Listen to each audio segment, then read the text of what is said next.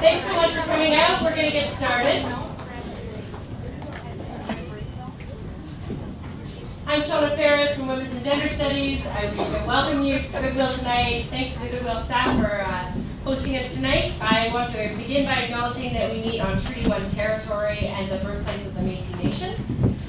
We also want to acknowledge that this Friday is the Trans Day of Remembrance, and there's an event in honor of that day happening at the University of Winnipeg, which you can look up. I know you can. And I also want to thank our sponsors. So first of all, I want to thank the Margaret Lawrence Endowment Fund for Women's and Gender Studies, without which we would not be able to put on these kinds of events. And I wish to thank the staff and faculty in Women's and Gender Studies. I wish to thank our community partners, the Winnipeg Working Group, and our panelists, Lena, Naomi, and Amy, who I'll introduce in more detail in a moment. I want my heartfelt thanks to my fellow organizers, Jordan, who's sitting here, Claudine, who has been tirelessly promoting on the Facebook page and through social media, and Rebecca. I also want to thank Sarah Story, who is taking care of our audio recording. So if you see this attractive woman zipping back and forth on the stage, that is what she's doing. And on that note, I will ask that there not be pictures taken, no photos, no video recorded. We are audio recording the event, but the panelists have asked that there not be any photos or video, and that you not do any audio recording on your own. The Winnipeg Working Group is sponsoring the audio recording, and we will be making it available through the Winnipeg Working Group Facebook page. So if you want a copy of the audio, you'll be able to get it there once we've tidied it up after the event.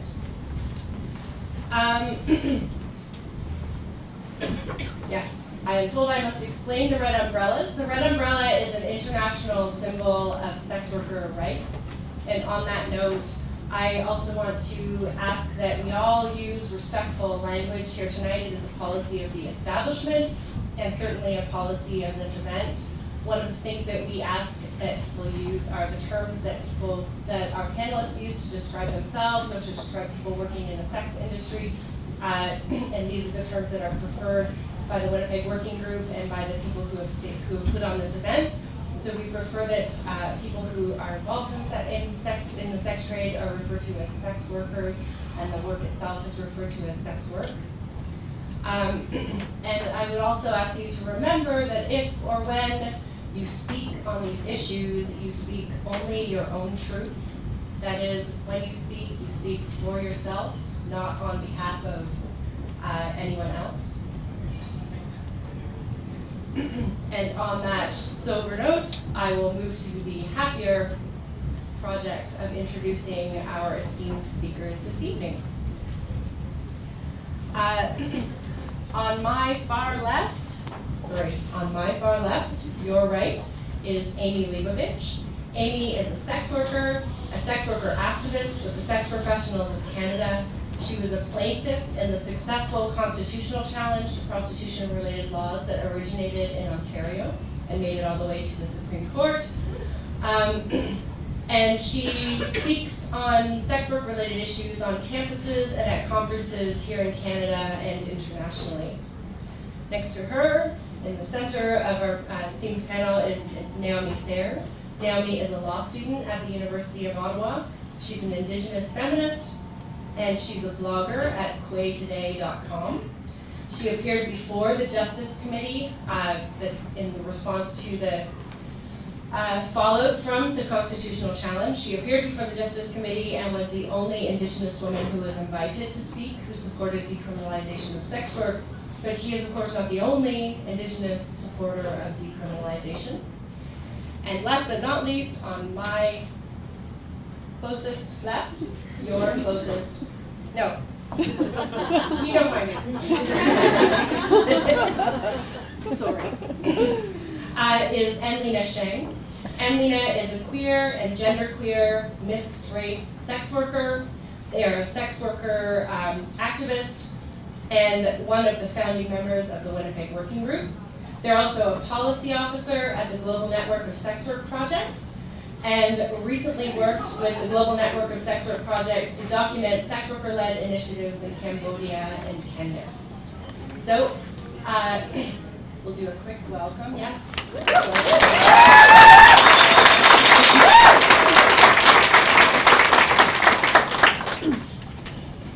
So the format of the evening will be, we have a series of questions that the panelists have agreed to answer. So the first part of the evening will be me asking questions, the panelists answering them. The second part of the evening will happen after intermission. So at intermission, if there are those of you in the audience who have questions, then you'll be invited to come forward and give them to Jordan, to Claudine, and to Johnny and myself. We'll have cards, you can write your questions down, and that way the panelists will have them in front of us, or I'm not a panelist, the moderator. They'll have them in front of them, I'll have them in front of me, and we can do the second half of the evening that way. So, without further ado then, Amy has agreed to kick things off for us this evening, and I'm going to try and sit down. Nope. I can do it. Hello. Oh my God, it's on. Okay. So, Amy, Yes. how do past and current laws impact sex workers, and are you protected at all by any of these laws? Okay, so is this a good sound? I think you need to bring it up. No, if I bring it up, I sound like that. Which is better. Yeah, that's fine. Okay, so the three laws that we challenged in the Bedford versus Canada case was body house, living on the avails, and communicating. So the new C-36 Protections of Communities and Exploited Persons Act, which is what it's called now, really recreates those laws and more. So, so the past laws. Oh, we lost her. Hello. Okay. So the past laws, for example, body house, right? So owning, managing, leasing, occupying, or being found in a body house was illegal. So sex workers working from their home or rented motel room or hotel or a place that they shared was illegal. Living on the avails. The law stated, lives wholly or in part on the avails of prostitution of another person, or lives with or is habitually in the company of a prostitute. So it sought to criminalize those who assist us, provide services, receptionists, drivers, maybe the person who does safe calls. So it also extended to sex workers' personal relationships. So in which sex workers, for example, financially contributed in whole or in part to household expenses. And the last law that we challenged was the communicating law. And the purpose of that was to forbid anyone who is in a public place or a place open, right, to public view to communicate or attempt to communicate. For prostitution. So those working outdoors are the most charged in Canada out of these three laws. And for the communicating law, that particular law affected, or still continues to affect, because it's sort of renamed now, but affected outdoor sex workers in a number of different ways. For example, not only stigma, dealing with stigma on a daily basis, but also fear of arrest by police or persecution from neighborhood groups, for example, forces many sex workers to less populated areas of the city. So the new reinvented laws, which are completely different from what we had before, they're pretty much the same except criminalization of the purchase of sex. And the advertising section, in particular, are new. So they criminalize the purchase of sex anywhere, anytime. And the advertising provision, which was, in my notes here, A ban on sexual advertising. There is an exemption in the bill for our own sexual services, so I can put up my own ad by myself, but the people hosting those ads would be committing a crime if I put up an ad with someone else. Agencies, for example, as well. And so it targets newspapers, online websites where we place our ads, as well as I mentioned before, third parties or sex workers working together and putting up an ad for themselves and their colleague. So I wanted to just finish my question, if that's okay, with talking about the laws around prostitution outdoors and how they are based on this idea of community standards and sort of what, how sex workers are imagined to not be part of a community, even if they are in fact living in that community that they're working in, right? Which often they are. So these types of laws rely on displacing sex workers, so they're never imagined to belong to community. And it falsely speaks to this righteous notion as well of protecting the children, which we see in the new bill, where you can't seek clients close to particular areas where children can be, like a daycare center or park, or somewhere else. Daycare, park, school, church. So, right, sex workers are a threat to the family, threat to children, and they can't be mothers. And if they are mothers, they're certainly bad mothers. So, so moving to Naomi then. Naomi, there are other charter challenges in Canada. Can you speak to us a little bit about those? Yes, so not to undermine the awesomeness of the Bedford case and Amy Leibovitch's ability to come forward in that charter challenge, there was, at the same time the Bedford challenge was happening in 2007, there was another charter challenge happening on the West Coast, and it was Sherry Kieselbach and SWAB, Sex Workers United Against Violence. They were seeking public interest standing. And so public interest standing is where you're represented by a group who puts the argument forward that they should be heard, or have their arguments heard and represent people as a group or just the group itself in whatever way they want to advance their argument. And so the SWAB Charter Challenge actually made it all the way to Supreme Court Canada as well. And in that Charter Challenge, they talked about the risks of speaking out and criminalization.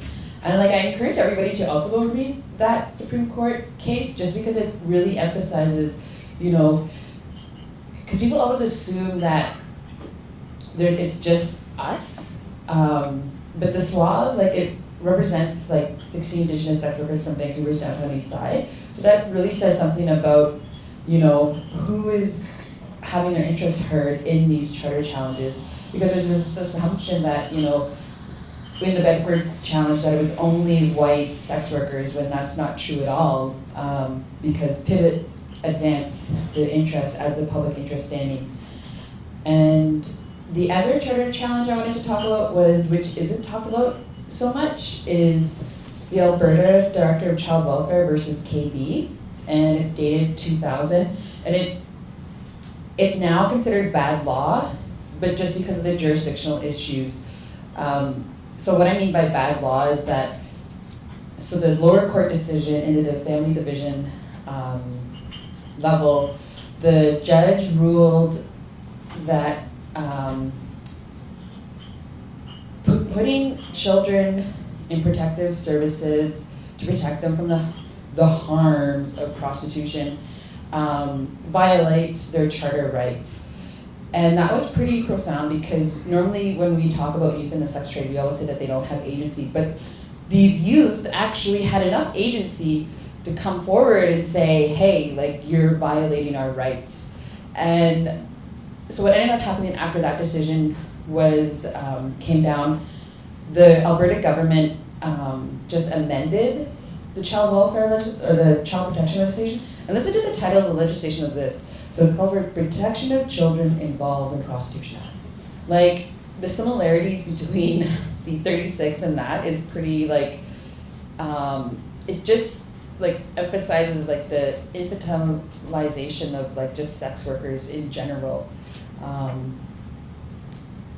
So yeah, there was that, and then it went to the Queen's Bench, and the Queen's Bench was like, well, now that the law's been amended and there's procedural safeguards, it's now okay. So now it's still okay to house children in protective care for their own safety, but they still don't address the things that push youth into the sex trade. So they're just, it's just reactive. It's not really supportive or protection in any sort.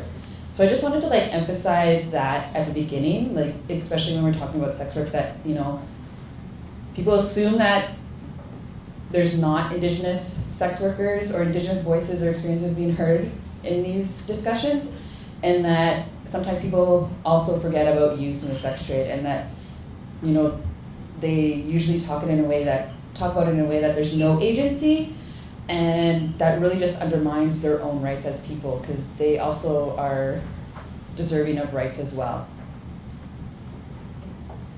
Thank you. And Lena, what are some common misconceptions about sex work and sex workers? Sorry, we had one before that. Yes, our transitional one. One moment. And Lena, you've traveled and studied globally with the National Sex Work Project. How has colonization affected sex workers globally? So the Global Network of Sex Work Projects, NSWP, does work with sex worker-led organizations all around the world. And I think that in Canada, it can often be really tempting to look at Canada as an exceptional place or a unique place because of our legacy of ongoing colonization, and make the argument that different laws should apply here, or that sex work should be treated differently in Canada because of colonization. Well, the Europeans did a pretty good job of colonizing the whole world. And so there are many countries in the world who have experienced colonization, who are in the process of decolonizing, or who are still being colonized. And we can look to sex workers in these countries, such as New Zealand, Australia, India, countries all over Africa, about their experiences and what they're doing. And India has one of the most robust sex worker rights movements in the world. There are gigantic sex worker-led organizations there that represent tens of thousands of sex workers who are advocating for their rights, who are providing community services such as harm reduction, safer sex supply distribution, providing education for their children, ensuring that people who are working in the sex industry there are, doing it because they choose to and not because they're being forced to do it. There is a robust sex workers' rights movement across Africa, within each country, and then also a regional network. And so we can look at the effects of colonization in these countries, and then apply these examples to Canada. New Zealand recently-ish decriminalized sex work, and the New Zealand Prostitutes Collective has put out a report on the impacts of decriminalization and the new laws on Maori sex workers, which are New Zealand's Indigenous people. And decriminalization has had an overall positive impact on Maori sex workers. So, when we're looking at Canada, we can't look at it in isolation. Certainly, colonization has had a negative impact on people who are racialized, who have been pushed out of their communities or off their land, this is reflected all over the globe. And we have models for how to effectively address these issues and the way that they impact sex workers. Thank you. Amy, back to you. All set? Yes. Can you speak about the problem of choice when talking about sex work? Yes. Thank you. So I guess I first wanted to mention that there's a continuum of choices for many people in sex work and many people in society as well. And that we don't need to be happy to deserve rights and freedoms. And the idea that sex workers are either empowered or victims, that we're not like other people with multiple different experiences and lives and continuum of choices, as I mentioned before. And I think sometimes the way, well-meaning or not, the way that we sometimes speak about choice can be alienating to some people in sex work who might view their experiences in different ways and speak about it in different ways, but still support decriminalization. So. Okay, thank you. Naomi, you've written about histories of prostitution and colonization in Canada, and you've connected some of these histories to the ongoing problem, to understate the case, of missing and murdered Indigenous women and girls and Two-Spirit people. Can you talk about this for us now? Yeah, so go support my blog, quaytoday.com. That's where I write about all this stuff. So oftentimes, like, the discussions around Indigenous women in the sex trade, Indigenous women and girls in the sex trade, like, these narratives, like, often employ terms like protect and save. So there's always this protectionist and savior approach to Indigenous women and girls in the sex trade. So the idea that, like, women and girls need to be saved is not new. For, like, you know, it's been going on since settlers arrived, and in fact colonialism, like, relies on the controlling of Indigenous sexualities and bodies, like, in order to facilitate the colonial agenda. And that colonial agenda is to control and dominate Indigenous lands. And in order to control and dominate Indigenous land, you have to control the bodies and sexualities on the land. And I know that, like, for some people that's really hard to understand, but, like, all you have to do is, like, look at natural resource extraction sites where you have, you know, forest, like, you have everything around those areas is, like, happening at such an astounding rate. So you have, like, sexual assaults happening, gender-based violence.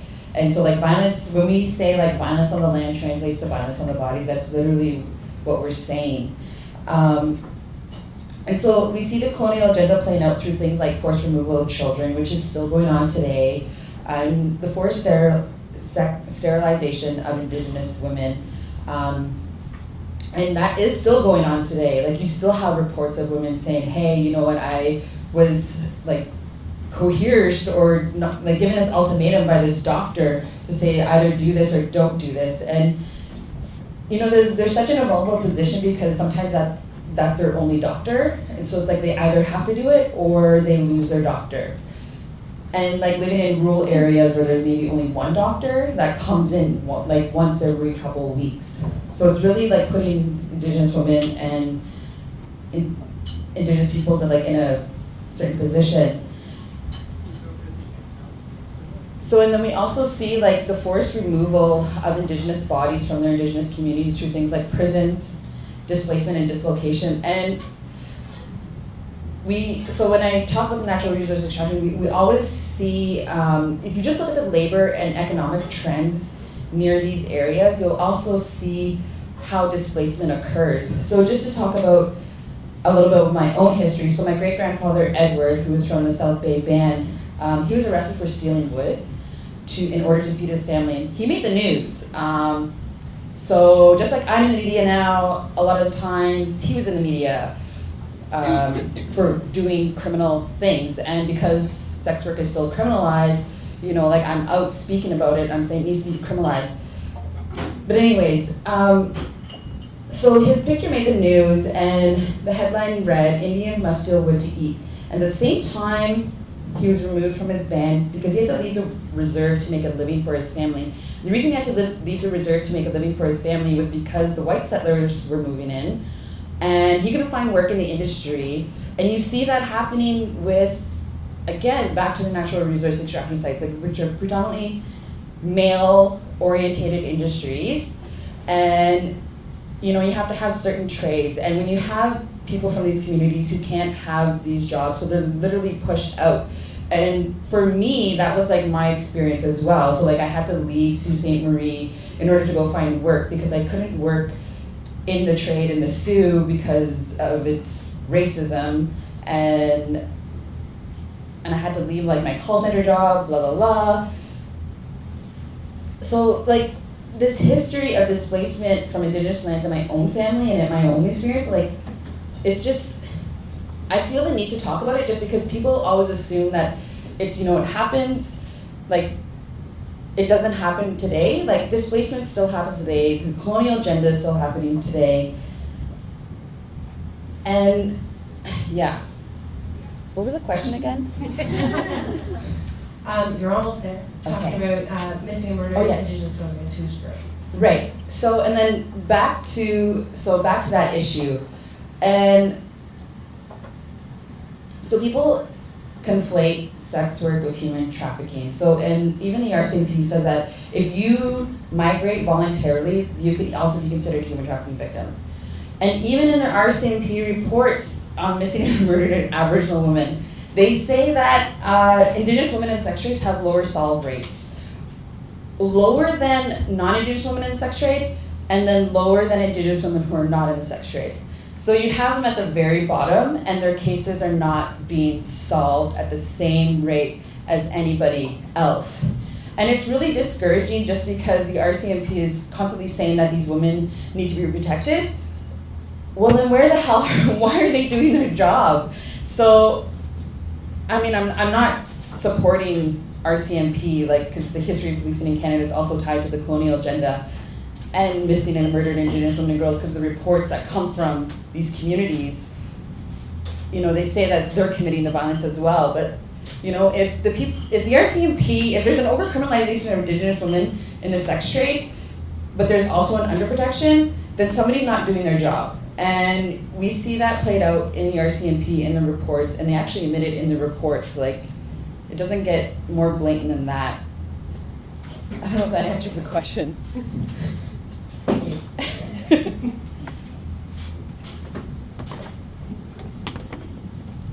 Okay, so I think we probably already know what the question is. Anthony will be asked second, but I will ask it again, just to review. So, Anthony, what are some of the common misconceptions about sex work and sex workers?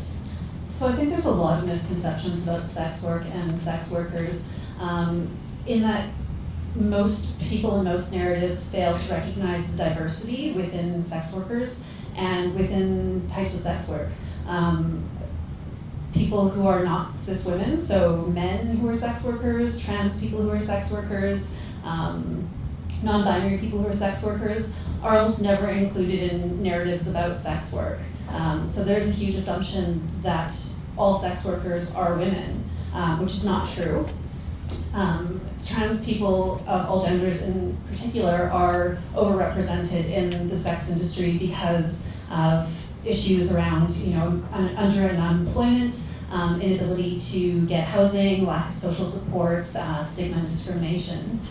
We also have a few different, really dominant narratives about what, who sex workers are and what they're like. You see the sort of happy hooker stereotype of, sex workers who are well off, they're really into their work, they're only doing it because they like it, and this stereotype is typically, some people fit it, but it's considered to be not representative. And then we have the other stereotypes of sex workers who are victims, they're being forced or coerced, they're poor, they've experienced childhood sexual abuse, they are using drugs, they're homeless, and neither of these pictures paints an accurate view of what sex work is like and who sex workers are. sex workers can be anyone. I'm sure that even if you don't realize you know a sex worker, you do. There's probably somebody that you love and care about, or people in your community who are sex workers, who maybe don't speak up about it because it's unsafe, or they're worried about stigma or being outed. So I think it's really important to recognize that there is a huge amount of diversity among sex workers. Racial diversity, class, gender, and a huge diversity in the reasons that people do sex work. Whether it's because it is the best of a bunch of shitty options that they have right now, or because they really like doing it, or because, they're trying to pay for school, or, they're doing it because they have to make rent this month and they just got laid off.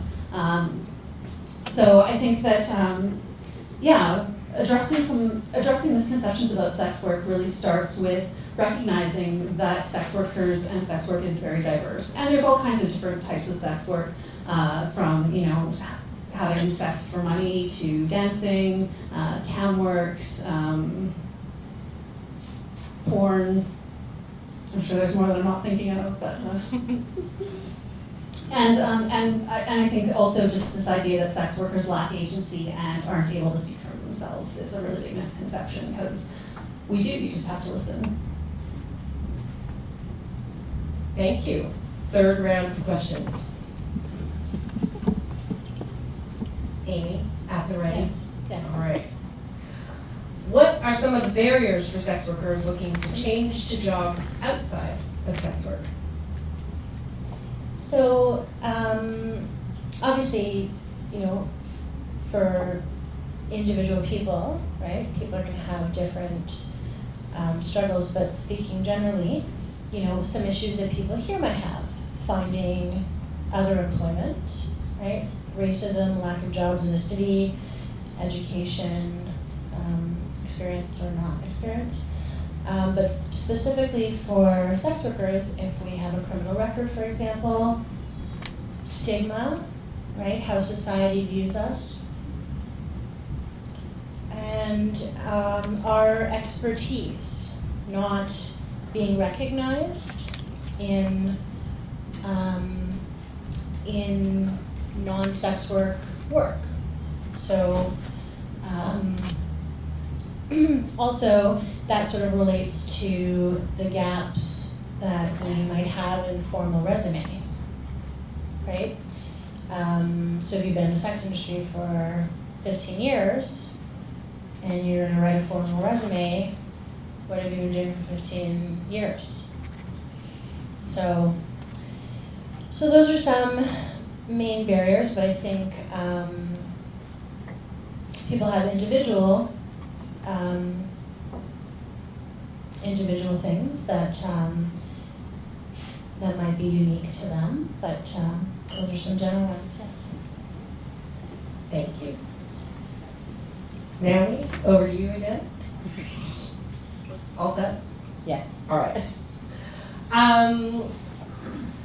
So what do you think needs to be said about parallels between child welfare legislation and sex work-related laws in Canada? Right. So I also suggest reading the Alberta versus KB case, both the Family Division and the Queen's Bench. I know I'm giving lots of reading, but trust me. So I want to read a section of this case. It goes, in her evidence, Ms. Heron outlined 6 principles that underline the Act. So the Act was the Protection of Children Involved in Prostitution Act. Children involved in prostitution are victims of sexual abuse and require support, not punishment. Children involved in prostitution require victim protection services. Children have the right to be safe from sexual abuse and protected from sexual exploitation. Children have a right to physical and emotional safety, security, and well-being. The Social Support Network for Children has a responsibility to ensure children involved in prostitution are safe and that family and caregivers are active participants in the process. Children involved in prostitution and their families and caregivers do not require child welfare status to receive services. That sounds a lot like C36, and it's only applied to children. And I think we just need to emphasize that because there's a lot of parallels in between the child protection policies and C36 and the way it treats sex workers. Except for point number 6, which is children involved in prostitution and their families and caregivers do not require child welfare status to receive services. C36 says that you have to want to be exiting in order to be receiving these services and the funds that are attached to C36.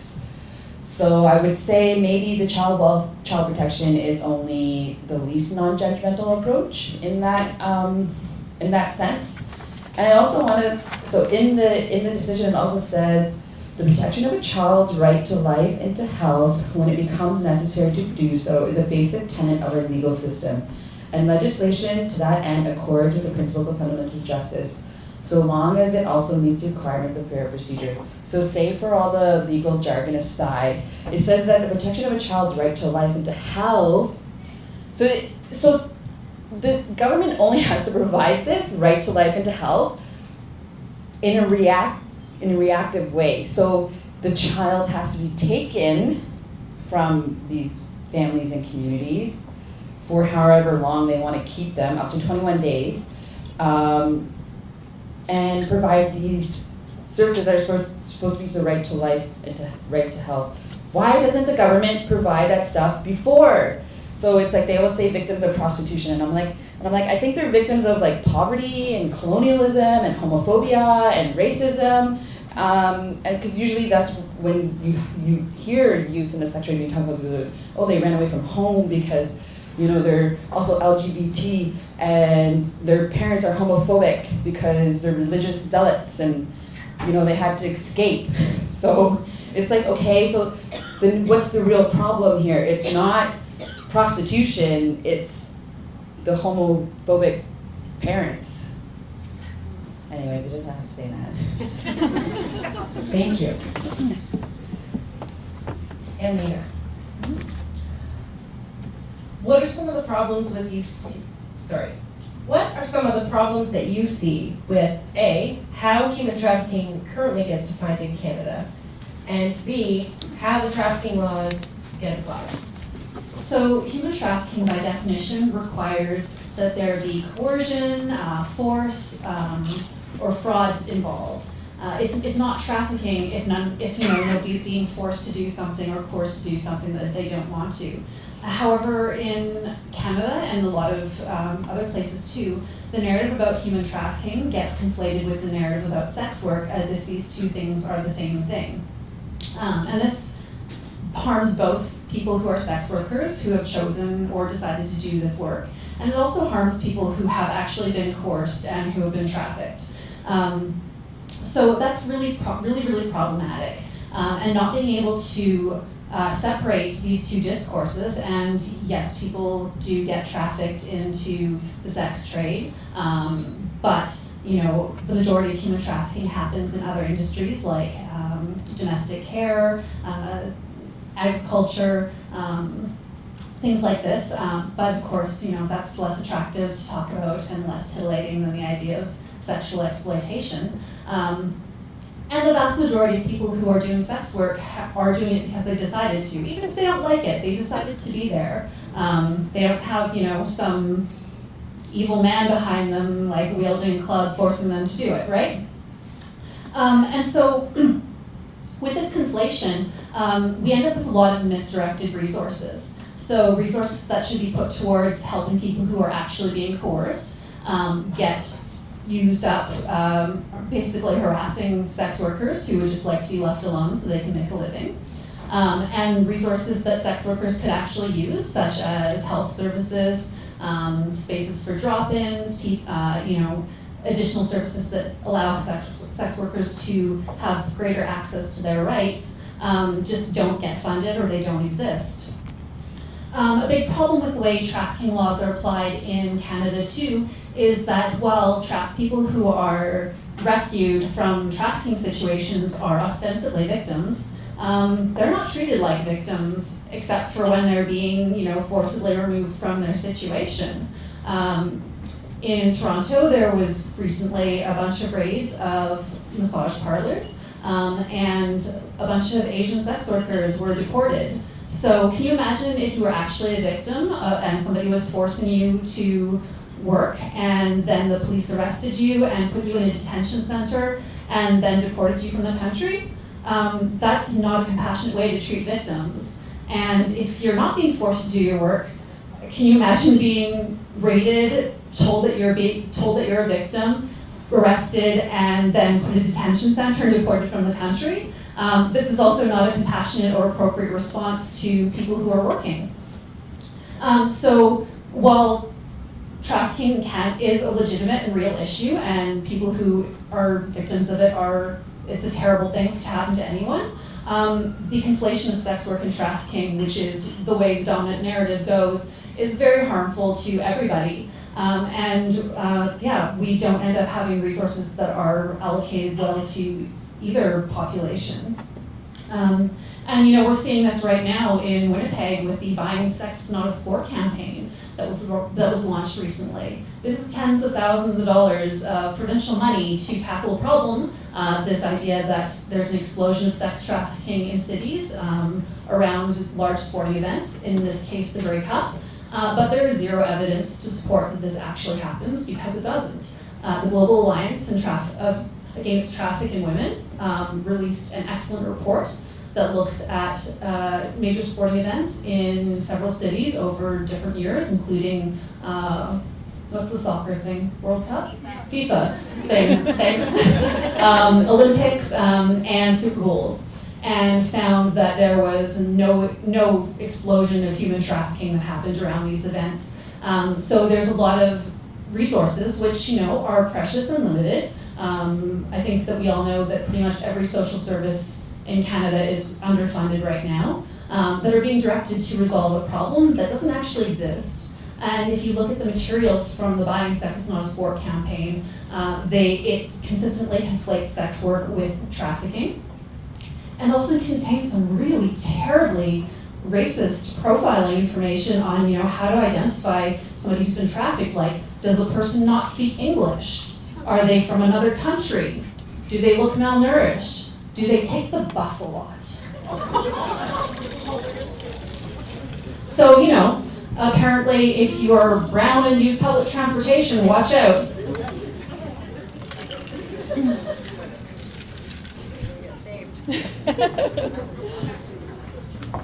And on that note, we have reached our intermission. We'll take 10 minutes now for a brief break, but we'll thank our panelists for their